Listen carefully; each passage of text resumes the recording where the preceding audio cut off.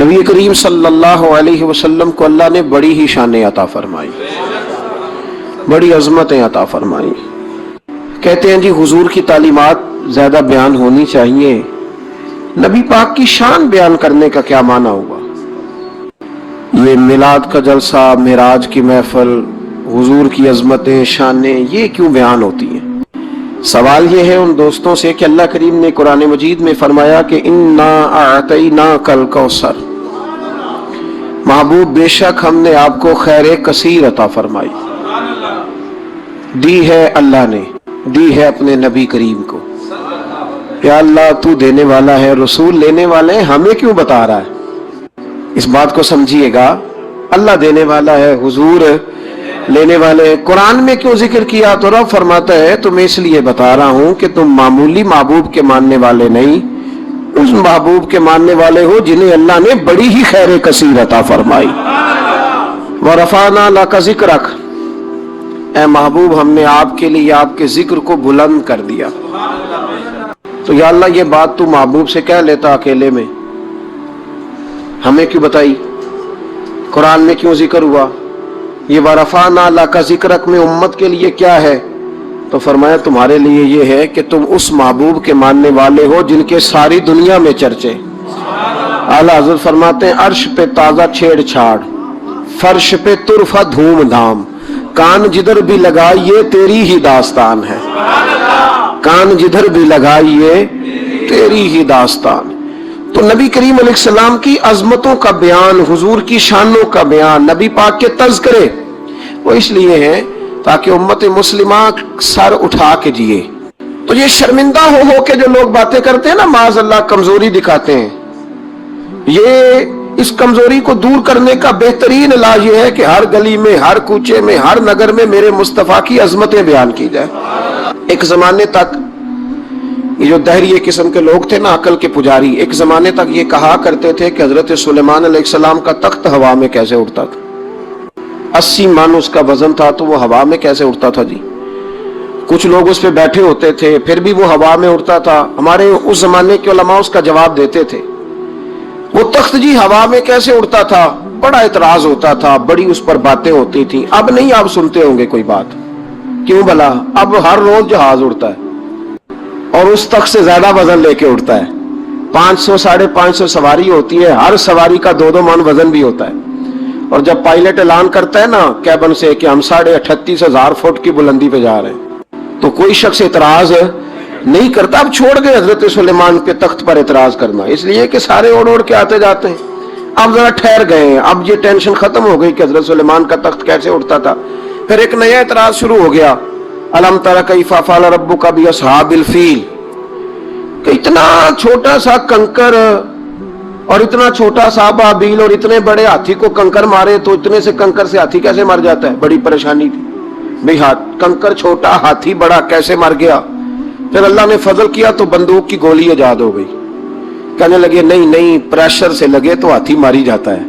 اب اس کے بعد دوبارہ اس بات پر اعتراض نہیں کرتے۔ پہلے کہتے تھے کہ انسان کیسے جاتا ہے، کیوں کر جا سکتا ہے، ممکن کیسے ہے، یہ مطلب کیسے ہو گیا، معراج کیسے ہوئی؟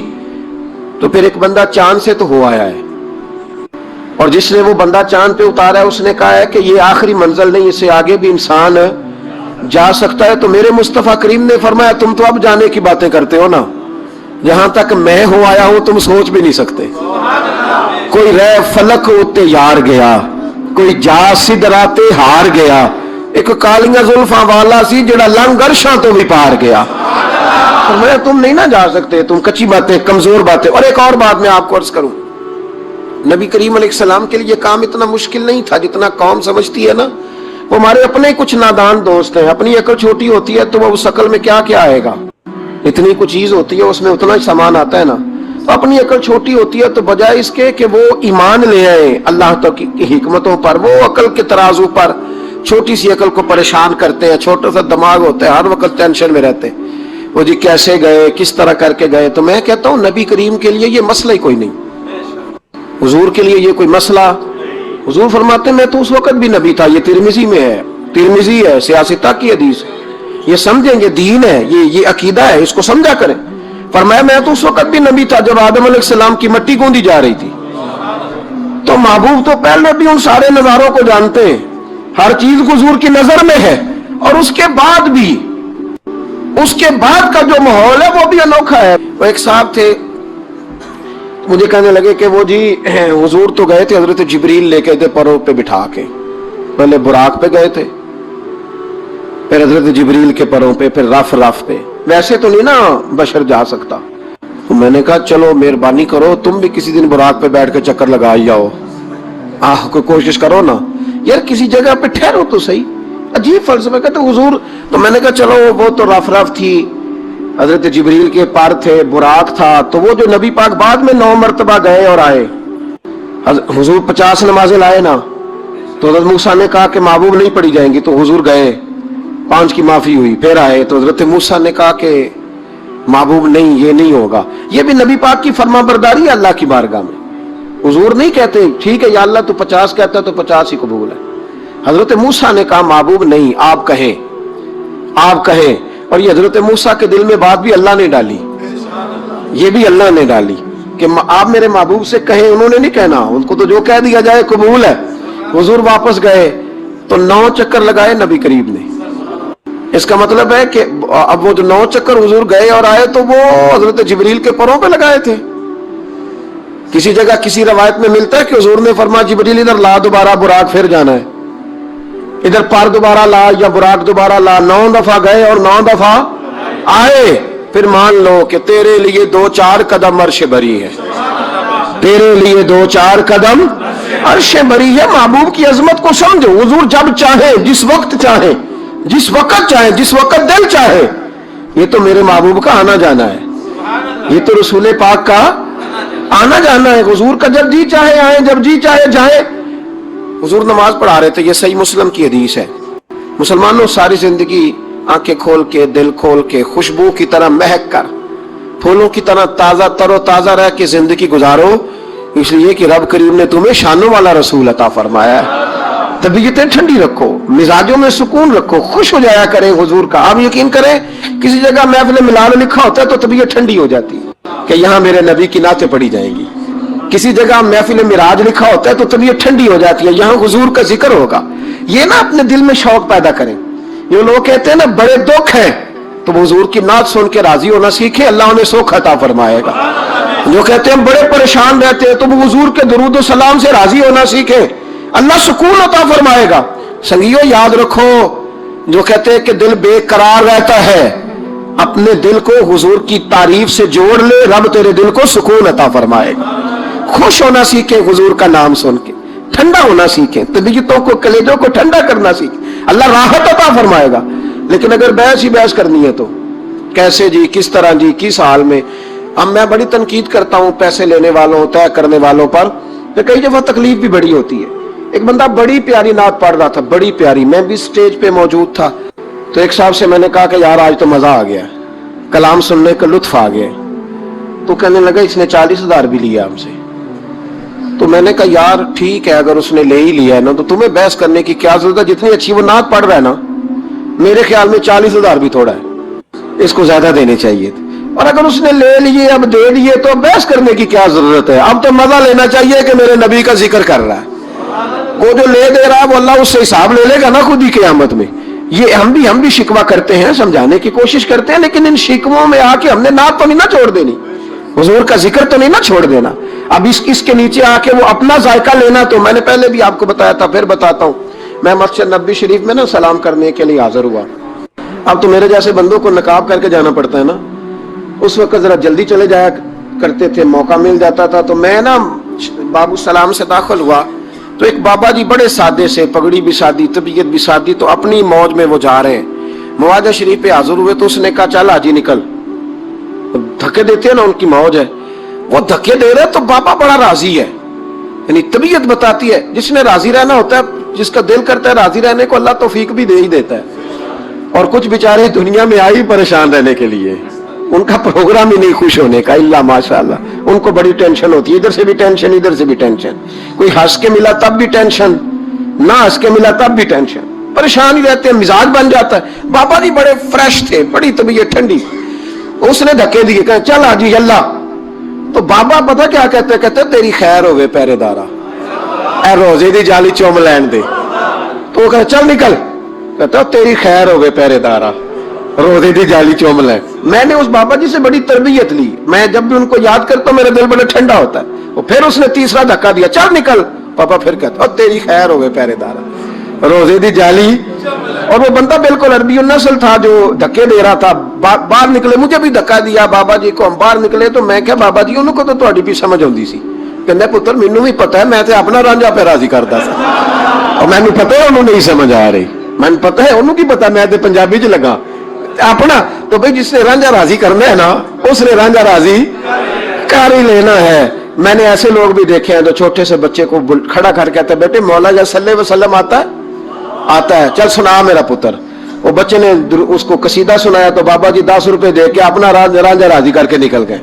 जिसने इतराज कर में वो सारा दिन इसी चक्कर में पड़ा हुआ है, 50 लिया है, 40 लेंदे। ओ भाई तू जो लेता है ना, तो उसको जान छोड़, तू ये देख के तेरे महबूब का जिक्र करता है ना, तू रसूलुल्लाह की बात सुन। अब सुनना तो इन्हीं से है ना, हम दुआ करते हैं अल्लाह इन्हें भी तौफीक हिदायत अता करे, ये पैसे लेने वाले सियाने हो जाएं। और सारे लेते भी नहीं, तू उनसे सुन लिया कर जो नहीं लेते, सुन तो सही ना, अपना रांझा तो राजी करना, शौक तो बेदार कर, तबीयत में ठंडक तो पैदा कर। मेरे रसूल करीम अलैहिस्सलाम की जो शानें हैं, हुजूर की जो रिफतें हैं, नबी पाक की जो बुलंदियां हैं, रसूल पाक की जो हुजूर को अल्लाह ने इकराम दिया है, वो गुलाब की तरह तबीयत को महका देता है। जब हम चीजें पढ़ते हैं तो तबीयत ठंडी हो जाती। हमारे हज़रत साहब का तरीका था, कोई हुजूर की शान वाली रवायत पढ़ते ना तो रात को किताब पे निशानी लगा लेते, और सुबह ना वो किताब पकड़ी होती तो कहते इधर आ भाई, ये देख क्या लिखा है काजी अय्याज साहब ने, ये देखो क्या लिखा है कि नबी करीम अलैहिस्सलाम ने फरमाया अल्लाह ताला क़यामत के दिन मेरी सिफारिश पर ना 70,000 उम्मतियों को बगैर हिसाब किताब ही जन्नत में दाखिल कर दे। यानी उनसे खड़ा करके पूछेगा भी कोई नहीं कि क्या किया, क्या 70,000 बगैर हिसाब किताब। ये देखो कितनी शान वाली बात। तो वो ठंडा करना चाहते थे ना अपने दिल को, तो उनके दिल ठंडे हो जाते थे। एक बात सुनना तो तबीयत फूलों की तरह महक जाती। एक हदीस पढ़ते थे तो उसी के सुकून में रात को सो जाते थे। प्रोग्राम बनाए कि हुजूर की जब तारीफ हो, जब मौका हो तो फिर तबीयत ठंडी हो। सुने, मैंने कहा 2-4 कदम अर्श बरी है। नबी करीम अलैहिस्सलाम नमाज पढ़ा रहे थे, जोर की नमाज थी, असर की नमाज थी, सही मुस्लिम में मौजूद है। हजरत अबू हुरैरा फरमाते हैं नमाज पढ़ाते पढ़ाते नबी पाक ने कदम आगे किया, नमाज पढ़ाते पढ़ाते कदम आगे किया और यूं हाथ उठाया फिर वापस कर लिया। अब नमाज पढ़ के ना तो सलाम फेरा तो सहाबा अर्ज करने लगे या रसूल अल्लाह सल्लल्लाहु अलैहि वसल्लम, वो नमाज में पैर भी आगे किया तो हाथ भी उठाया, तो वजह क्या थी? अब पहला सवाल तो ये है कि आप लोग नमाज पढ़ रहे थे या हुजूर को देख रहे थे? तो सहाबा तो पहले ही बताते हैं कि भाई हम तो पहली साफ में नमाज इसलिए पढ़ते थे कि नमाज भी होती रहती थी और चुपके चुपके महबूब की दीद भी होती रहती थी। हुजूर से पूछा या रसूल अल्लाह, वो नमाज पढ़ते पढ़ते कदम आगे बढ़ाया आपने तो फिर पीछे कर लिया, क्या था? और हाथ उठाया तो फिर आपने नीचे कर लिया। तो नबी करीम फरमाने लगे नमाज पढ़ाते पढ़ाते जब मैंने कहा ना समी अल्लाहु लिमन हमीदा, अचानक मेरी नजर उठी तो जन्नत में चली गई। नजर उठी तो जन्नत में। तो महबूब फरमाते हैं जब मेरी ऊपर नजर गई ना तो मैंने देखा कि अंगूरों का एक खोशा लटक रहा है जन्नत में। तो मैंने हाथ बढ़ाया कि तोड़ लूं। हुजूर खड़े हैं मस्जिद नबवी में और फरमाते हैं कि मैं यहां खड़े होकर हाथ ऊंचा करूं तो मेरा जन्नत तक पहुंच जाता है। फरमाया मेरा इरादा हुआ कि वो खोशा जन्नत का तोड़ लूं, और जरा मैंने पैर आगे बढ़ाया ही था तो मेरे दिल में ख्याल आया कि जन्नत राज है तो राज ही रहनी चाहिए, ये राज खोल गया तो मजा नहीं आएगा। तो मैंने फिर वो हाथ वापस कर लिया। सहाबा कहते हैं जब नबी करीम ने ये बयान किया तो हमारे चेहरे ने तजस्सुस से खेल उठे, तजस्सुस से। हम कोई बात और भी सुनना चाहते थे तो महबूब फरमाने लगे अगर मैं वो खोशा तोड़ के ले आता और तुम्हें दे देता, तुम कयामत तक भी खाते रहते तो तुमसे खत्म नहीं होना था। ये सही मुस्लिम की हदीस है। ओ भाई, मेरे रसूल करीम के वाक़या मेराज पे शिकवा करना, कहना समझ में नहीं आती कैसे गए थे। तो तू जो चाहे तो हर शब हो मिसाले शबे असरा। नबी करीम सल्लल्लाहु तआला अलैहि वसल्लम फरमाते मैं उम्मे हानी के घर में सोया हुआ था, कोई आने वाला आया, उसने मुझे जगाया।